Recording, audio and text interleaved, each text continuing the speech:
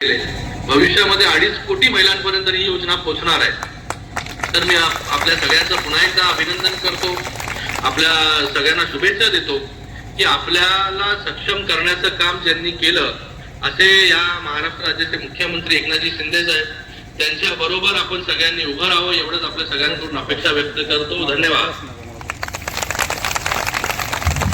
धन्यवाद डॉक्टर खासदार श्रीकांतजी शिंदे साहेब यांनी आपल्या तालुक्यातील सर्व महिलांचा मुंबईवरून खास करून या ठिकाणी सन्मान केलेले सर्वांनी एकदा जोरदार त्यांचं टाळ्या स्वागत करायचं आहे। अतिशय सुंदर अशी योजना महिलांसाठी या ठिकाणी महाराष्ट्र राज्याचे मुख्यमंत्री साहेब धन्यवाद साहेब धन्यवाद। आणि उद्याला सुद्धा हिमायतनगर तालुक्यामध्ये हाच महिलांचा मान सन्मान मेळावा आयोजित केलेला आहे आणि ताई सुद्धा उद्याच्या कार्यक्रमाला सुद्धा येणार आहेत। दादा उद्याच्या कार्यक्रमाला सुद्धा आम्ही हिमायतनगरला सुद्धा 5000 महिला जमत आहे। दादा बोला।